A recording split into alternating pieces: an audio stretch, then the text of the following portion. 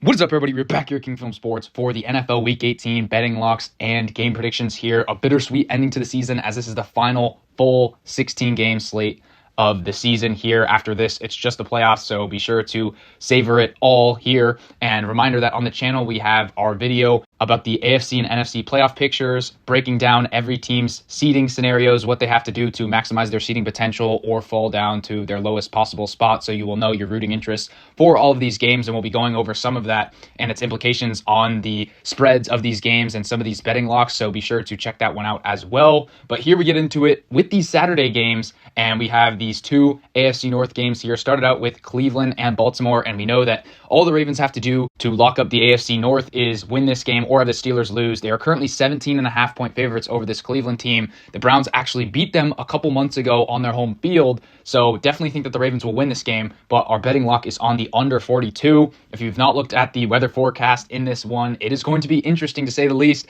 It's going to potentially be 30 degrees and very windy, slight chance of precipitation in this one, but I just think that this game script also lends itself to the under because this Ravens team will likely look to avoid injuries in the second half. If they get up big in this game, they'll probably just be running it for a lot of the time. And then you have Dorian Thompson-Robinson and the Browns offense on the other side of the ball. They've put a combined 9 points on the board in the last 2 weeks against the Bengals and the Dolphins, and this Ravens defense has been playing better. So I don't even know if the Browns get to the double-digit mark in this game. I think they could be left with about 3 points come the fourth quarter in this game, where the Ravens will probably pull their starters on offense in this one. So I think we could see a score like 27-3 in this game, and it goes well under, as the Browns might just throw in the towel on their season, get to 3-14, get the best draft pick, and the Ravens just looking to lock up the division, not run up the score in this game, as they will have to play in a few more days in that wild card round there. And then we get to the Bengals and the Steelers game, and this one should be very interesting. Bengals obviously have to win this game to stay alive for the playoffs, and then they have to have a Dolphins and a Broncos loss on Sunday.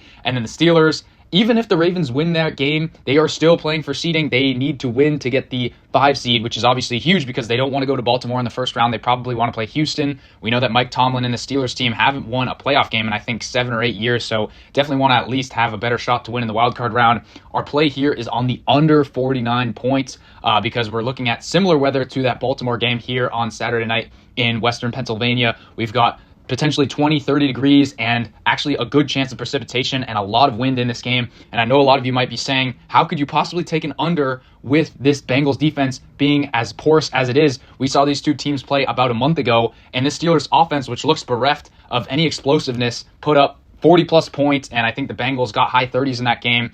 Total went well over, got to nearly 80 points. But in this matchup, I just think these teams, especially the Steelers, might embrace a conservative game plan. Steelers offense has really been bad the last 3 weeks here. And the Bengals defense, other than a few pretty bad plays against that Broncos team late in that game, notably the Bo Nix 70-yard touchdown, and then the late one on fourth down to tie the game, they were actually decent in that game. And I think that the Broncos offense might actually be better than the Steelers offense. So I do think that the Bengals defense will play well in this one. Give me the Bengals narrowly to win in this game, but I could see it going either way. Tough for me to predict this Steelers team to lose 4 in a row there, but I really like the under 49, as I think that the Steelers defense will really step it up here in this game. They know that they need to carry the Steelers team to victory, so expect that D-line to dominate in that one. I think we see a dogfight on Saturday night. Then we get to the Sunday slate, where we started out with the Panthers at the Falcons here. Falcons obviously very disappointing loss on Sunday night in overtime to the Commanders, and they need to win this game and have a Buccaneers loss to lock up the division. In this game, I'm taking the Panthers team total over 19.5. Last week, we had the Panthers against the Bucks, and they got boat raced in that matchup. I could see something similar here, but I also see a lot of volatility with the Falcons' performance, as they might just be demoralized, especially if the Bucks get up early in that game with how they blew that game in Washington last week. And I especially think that their defense will be a little tired in this matchup, and they just aren't good overall. We saw Washington being able to move the ball up and down in this Panthers team. I think this offense will have a bounce-back performance to end the season. Bryce Young will play well here against this Atlanta team. So who knows what Penix does on offense. I think that the Falcons probably win this game, but I do think that the Panthers put up points in their own right. I think they can at least get to 20 there, so we will take the Carolina team total over. Then we get to the Commanders at the Cowboys. In this one, give me the Commanders to win outright. No betting luck on this one, as I'm not sure we can trust this Cowboys team without CeeDee Lamb on offense. Cooper Rush had been fine going into that Eagles game, but that was just really bad. I think that it was kind of a phony final score, 41-7. Eagles probably shouldn't have won by that much. There were a few explosive plays and a couple unfortunate plays on the Dallas side, but it is what it is, and I don't know how the Cowboys are going to be treating this last game, and the Commanders are already in the playoffs. They are playing for the 6th seed if they win this game, so I assume that they will be ready to go, but just too much uncertainty there, so I'll just take the Commanders to win outright in that one. Then we get to the Bears at the Packers here, and give me the Bears plus the 10 points. I know this is going to be a very unpopular pick. Bears have lost 10 straight, and we could certainly see them extending that streak to 11 here on the road in Green Bay, but I actually think that the defense fought hard last Thursday against Seattle, coming off of extended rest in this game against the Packers team, who they probably really wanted to beat that Minnesota team. They haven't beaten the best teams on their schedule, lost twice to the Lions and the Vikings, and then lost to the Eagles in week 1 there. So I do think that they win this game, but this point spread is just way too inflated here, assuming that this Bears team has given up on the season, which I don't think that they have. I think that Caleb Williams actually played one of his better games the first time these two teams played here, and I just think that these players will be ready to go in this rivalry matchup. This point spread just inflated because the Packers are playing for their seeding hopes, and the Bears, people just assume, are dead. But I do think that the Bears fight hard here, so give me them plus the 10 points. Think that spread is too inflated there.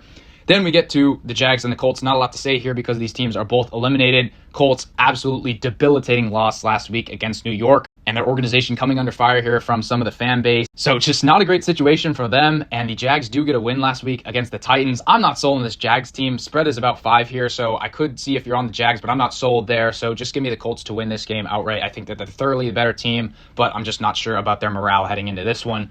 Then we get to the Bills and the Patriots here. This one, relatively meaningless. Patriots, obviously 3 wins, playing for the number 1 pick, potentially, as they have it right now. But I'm sure that the players on the team and the coaching staff would love just to get a win, to get some good morale heading into the offseason. And the Bills look to be playing their starters potentially in the first quarter or first half in this game. Josh Allen has a big starting streak on the line there, so I assume that he'll start the game. I think that's a pretty big deal to him and the team. And we've seen this in past years where the Bills start out with their players and then slowly sub them out in some of these meaningless last week games. So in this one, I'm actually taking a parlay here, which is plus 700 odds, depending on where you look. Maybe you can get better. But I do like the Bills to win the first half and then the Patriots to win the full game here, as I think that the Bills, Josh Allen, and that talented offense will be good against this lackluster Patriots defense. Starting it out, maybe they get 10, 14 points on the first few drives, but then I think they get subbed out and slowly more bench players come in for this Bills team. Whereas the Patriots, I think that they will be trying this entire time. Drake May trying to put out good tape here, trying to improve. I do not think that there will be a lack of effort there for New England in their final home game. So I do think that they win this one late in a comeback effort here.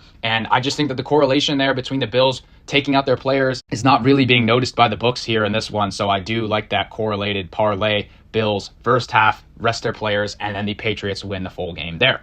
Then we get to the Giants and the Eagles, and a lot of uncertainty here about will the Eagles play their players. Saquon just needs 100 yards to set the all-time rushing record here, and I'm not sure what they're going to do here, but I will take the Giants plus the 3 points because I just think there's a lot of value here. If the Eagles do play their players, there's no way that they will play them the entire game there, and I think there's a good possibility that they will not play their players at all, at least the good ones. Jalen Hurts obviously dealing with the injury, and this team's already locked into the number 2 seed. Giants clearly fighting hard. They had that big upset win against the Colts. They want to at least take down their division rival in Philadelphia here, even if it means nothing. I just think that Drew Lock is playing great football right now. Eagles backup players, and I think that's a good opportunity for them to get a win on the board. So give me the Giants plus the 3 points. I think that they could potentially be favored in this game, but we are waiting for the news there on who the Eagles will play. Then we get to the Saints and the Bucks. Spread is about 14 in this matchup. I just think that the Bucks will roll here. Not really sure about this Saints team, kind of limping to the finish line. I just think that Tampa wins it in this one. As we saw them crush the Panthers last week, I think it might be similar here against New Orleans. Then we get to the Texans and the Titans, and we have a very similar dynamic to that Bills-Patriots game. The Texans are locked into the 4 seed. They won this division, but obviously playing pretty bad football here heading into the playoffs. So I think that they will play their players, at least in the first half here. The spread initially was Titans -5. It's now a pick'em, so people are thinking that CJ Stroud and the guys will get a few drives in this first half at least. So I think that the Texans will get it right here against a very bad Tennessee team and put up some points in the first half and then sub out their players. Titans playing both Levis and Rudolph. I'm not sure if I like that in this game, but hopefully they get the better quarterback in there by the second half, and the Texans will kind of lay down their swords, and the Titans will end up winning this game. This one, likewise, plus 700 here for this parlay, and I really do like the value there because I think that the books, once again, are not knowing the correlation there between those two things, so we will take that. And then we get to the afternoon slate where we have this Niners-Cardinals game, and both of these teams out, and Purdy looks to be out, so the Niners will be starting Josh Dobbs in this game, and they are also very battered, coming onto a short week here after a tough loss on Monday night. And then you have the Cardinals, who likewise had a very tough loss against the Rams. I will take the Cardinals to get right here at home. I do think that Josh Dobbs in this offense could potentially be frisky, but I do like the effort that Arizona showed, and I just like Kyler Murray in this matchup against a very bad Niners defense at this point. Then we get to the 15-1 Chiefs, who are playing Carson Wentz and a slew of backups against this Broncos team who needs to win. I think that this one could potentially get interesting here as Carson Wentz against this Broncos defense. I think he will be able to move it a little bit in this game. Maybe the Chiefs are in it come the third or fourth quarter, but eventually I do think that this Broncos team will get it done there. But that will be very interesting as a lot of these AFC scenarios revolve around this Broncos team here, so we will see there. Then we get to the Seahawks-Rams game, and this game has lost its luster. We thought it could potentially be an NFC West championship game a couple weeks ago, but turns out not to be. And the Rams, controversial fashion, they are resting their players in this one. I really just don't understand it because if they win this game, then they are locked into the 3 seed, and obviously you'd rather that playing potentially the Commanders in the first round at home rather than the Lions-Vikings loser where you'd likely be an underdog even though you're at home. So I'm not sure about that one from McVay. Yes, they are a little banged up, but definitely think that the Seahawks win this game. They will just go full throttle down to try and win this game, try and put up some numbers here. I think Geno Smith will have a big game against these LA Rams backups in SoFi there, so give me the Seahawks to win. Then this Chargers-Raiders game. This one is very interesting because you're looking at a +6 spread for the Raiders. In this matchup, Raiders have won 2 in a row. Yes, against pretty bad teams, the Jags and the Saints, but I think that they are playing a lot better there under Aiden O'Connell, kind of finding their footing late in the season. And then you have this Chargers team who are, yes, in the playoffs, but they are potentially playing for their seeding, but only if the Steelers lose to the Bengals. If the Steelers win, then they will be locked in the 5th seed, so the Chargers will be the 6th. They can't fall down to the 7 because they swept the Broncos here. So I do additionally like a parlay on top of the Raiders +6. I will be taking the Raiders and Steelers money line because I think if the Steelers win their game against the Bengals on Saturday night, which I'm not totally convinced, that's not a betting lock in and of itself, but if that happens, I think that the Chargers may rest their players the entire game or may pull some players early and give the Raiders a chance to win this game here. So I do just like this Raiders team plus the 6, the way they match up against this Chargers team, and especially so parlay the Steelers and Raiders money line. Very correlated there. I know that Jim Harbaugh is known for his unrelenting coaching style in these games, but if it's completely meaningless, you can't tell me that management won't be in his ear saying you've got to pull some of these players come the second and third quarter in that game. It's relatively meaningless, and then next week you will have the playoffs, and they have dealt with their fair share of injuries this year, notably Justin Herbert, who's gotten banged up a couple times, and some of those players in the skill positions and on defense there, so there's no way that they will be risking them if the Steelers win that game against the Bengals there. And even if not, I do like the Raiders plus the 6 points here. I do think that they fight hard, and I do think that they will finally have a fan advantage because the Chargers actually have less fans than them here. So at home, I love the Raiders in Las Vegas plus the 6 points. Then we have the Dolphins at the Jets. Give me the Jets plus the 2 points here. I just think that they will bounce back a little bit from that horrible performance in Buffalo. They had actually been performing kind of decently heading into that game, and I thought that in the first half they played pretty well despite being down 12-0. Aaron Rodgers, an absolutely disgusting performance out of him. I don't even know if he's going to play in this game, but I kind of don't mind Tyrod Taylor against this mediocre Dolphins defense, and I'm not sure if Tua's going to play on the other side for Miami. If he doesn't play, then I think that this Jets defense could play pretty well against Tyler Huntley. I know no one wants to back this Jets team just because of how pathetic of a season it's been, and they might just fold over in this spot going down to 4-13, but I really just don't think so. I think that they'll show a little fight here against this Dolphins team who, yes, they need to win for their playoff lives, but I just think that it's all coming to an end here as I just think that they're overrated in this spot. And then finally, we get to the Sunday night matchup between the Vikings and the Lions. 2 14-2 teams. Winner gets the number 1 seed. Winner wins the NFC North.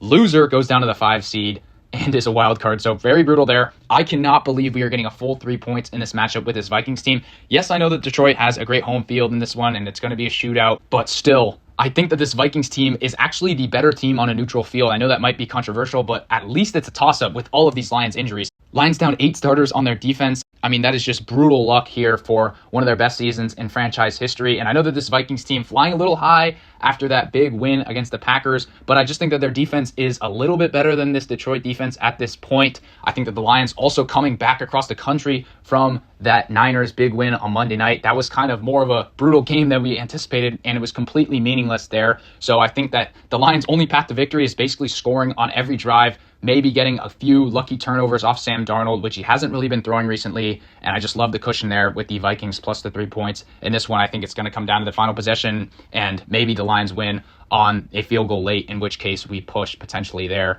So I think that all of the value lies with Minnesota in that matchup. So with all that being said, let me know what you guys think in the comments down below of all of my picks. What do you think of the parlays that I have and some of the correlation between these games? As always, be sure to like and subscribe, and I will see you guys all in the next one.